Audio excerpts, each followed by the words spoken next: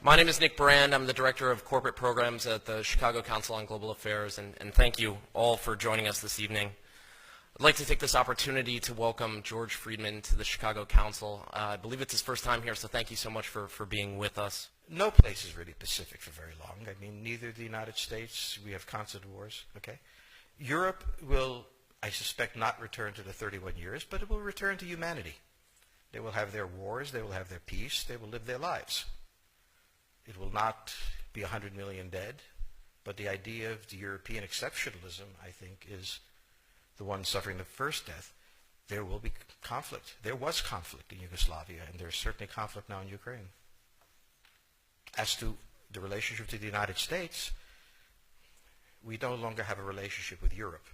We have a relationship with Romania, we have a relationship with France.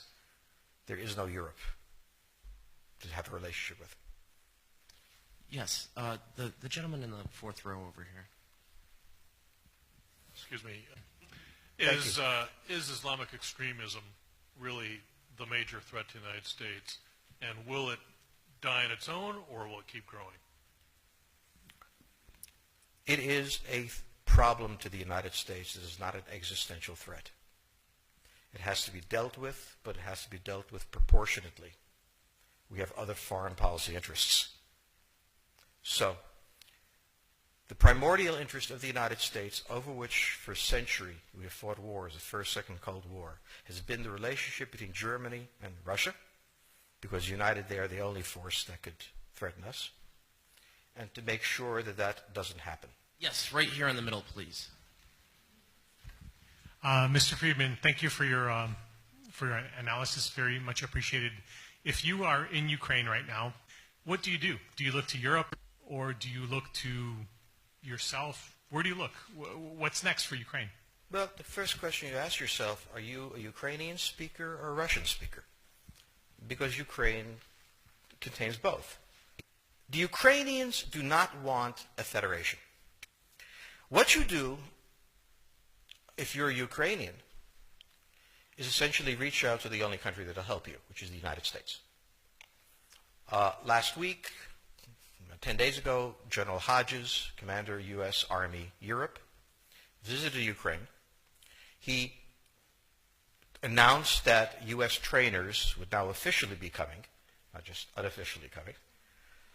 He actually pinned medals on Ukrainian fighters, which by protocol of the military is not the way. Foreigners don't get to pin on, medals. But he did, showing that this was his army. He then left and in the Baltics announced that the United States would be pre-positioning armor, artillery, and other equipment in the Baltics, Poland, Romania, and Bulgaria, which is a very interesting point. So the United States, and now yesterday the United States announced that it would be sending weapons. Tonight, of course, they denied it, but they are. The weapons will go. In all of this, the United States has acted outside the context of NATO. Because NATO has to have a 100% vote. Any one country can veto anything. And the Turks will veto it just for giggles. The point is that the United States is prepared to create a cordon sanitaire around Russia. Russia knows it. Russia believes that the United States intends to break the Russian Federation. I think that, as Peter Lorre put it, we don't want to kill you, we just want to hurt you a little bit.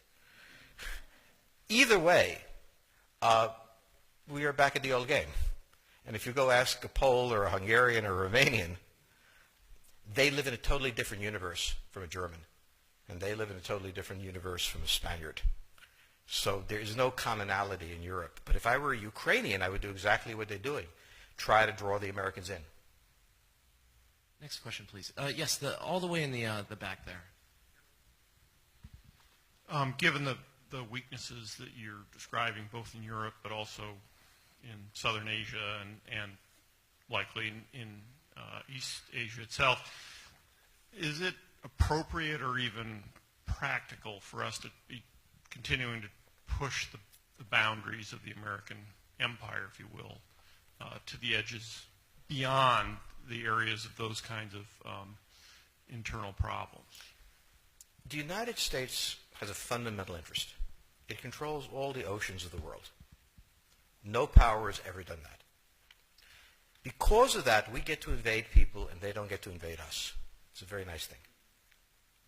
Maintaining control of the sea and control of space is the foundation of our power. The best way to defeat an enemy fleet is to not let it be built. The way the British managed to make certain that no European power could build a fleet was to make sure the Europeans were at each other's throats. The policy that I would recommend is the one that Ronald Reagan adopted toward Iran and Iraq. He funded both sides so they would fight each other and not fight us. This was cynical. It was certainly not moral. It worked.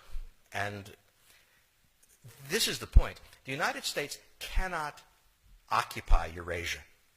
The moment the first boot sets the ground, the demographic differential is we are totally outnumbered. We can defeat an army. We cannot occupy Iraq. The idea that 130,000 men would occupy a country of 25 million, well, the ratio in New York of cops to citizens was greater than we had deployed in Iraq. So we don't have the ability to go across, but we do have the ability to first support various contending powers so they concentrate in themselves with political support, some economic support, military support, advisors, and in extremis do what we did in Japan, in Vietnam, in Iraq, and in Afghanistan, spoiling attacks. The spoiling attack is not intended to defeat the enemy. It's intended to throw him off balance. What we did in each of these wars, in Afghanistan, for example, is we threw Al-Qaeda off balance. The problem we have, since we're young and stupid, is that having thrown them off balance, instead of saying, okay, job well done, let's go home, we said, well, that was easy. Why don't we build a democracy here? This was the moment of dementia that came in. The answer, therefore, is the United States cannot constantly be intervening throughout Eurasia. It must be selectively intervening and very rarely. That is the extreme moment. We cannot, as the first step, send American troops. And when we send American troops, we have to clearly understand what the mission is, limit it to that, and not develop all sorts of psychotic fantasies. So hopefully we've learned that this time. It takes a while for kids to learn lessons. But I think you're absolutely right. We cannot, as an empire, do that. Britain didn't occupy India. It took various Indian states and turned them against each other and provided some British officers for an Indian army. The Romans did not send vast armies out there. It placed kings like, various kings it created under the emperor, and those kings were responsible for maintaining the peace. Pontius Pilate was an example. So empires that are directly governed by the empire, like the Nazi Empire, fail. No one has that much power. You have to have a level of cleverness. However, our problem is not yet that. It is actually admitting that we have an empire. So we haven't even gotten to that point where we don't think we can kind of go home and it'll be over and done. And so we're not even ready for chapter 3 of the book. We are a very young empire. We don't even want to think about being an empire. We want to go home and, have libertarian dreams. It won't happen. We have time for maybe one more question. We've taken a lot of questions from men this evening. Are there any women in the question that would like a... Yes, the Consul General from Croatia. Croatia. Stephen Hughes, the Consul General Yes, from Croatia. I think as a student of history, you'd remember we lived in personal union for 700 years or so. And people speak of Yugoslavia, they never speak of Croatia and Hungary spending 7 centuries together. Sorry, this is a digression. Is it in the U.S. interest to dispense with Russia as a European power? I'm just curious, how do you foresee the architecture once it implodes? What will happen? It's a frightening scenario. Can you tell us a bit more? Well, remember the structure of Europe.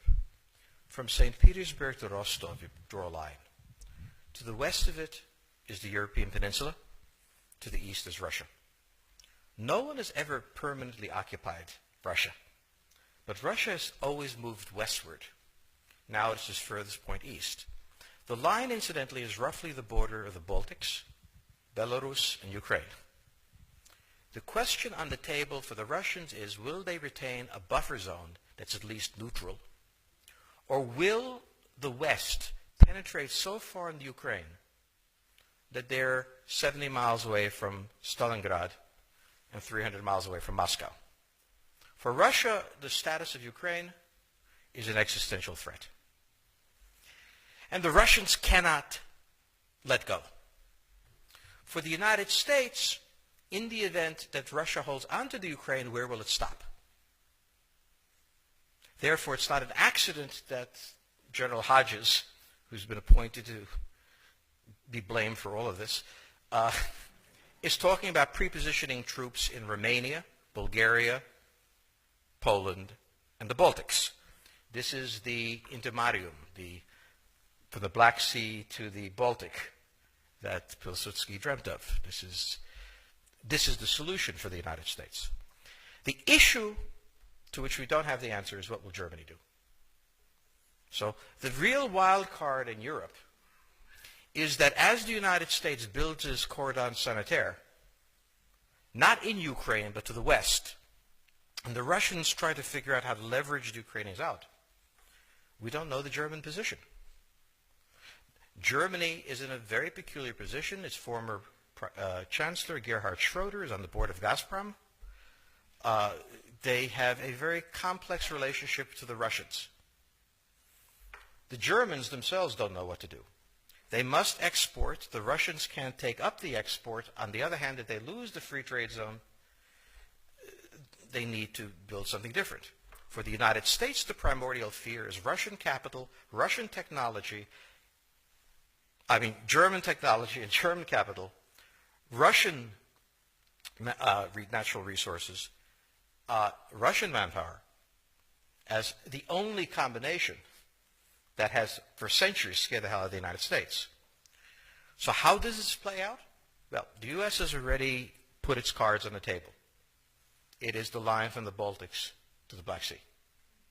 For the Russians, their cards have always been on the table. They must have at least a neutral Ukraine, not a pro-Western Ukraine. Belarus is another question. Now, whoever can tell me what the Germans are going to do is going to tell me about the next 20 years of history. But unfortunately, the Germans haven't made up their mind. And this is the problem of Germany always. Enormously economically powerful, geopolitically very fragile, and never quite knowing how to reconcile the two. Ever since 1871, this has been the German question, the question of Europe.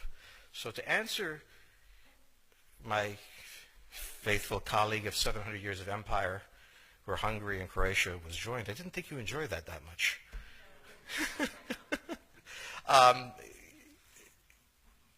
Think about the German question, because now it's coming up again. That's the next question that we have to address. And we don't know how to address it. We don't know what they're going to do. And unfortunately, that's all we have time for this evening.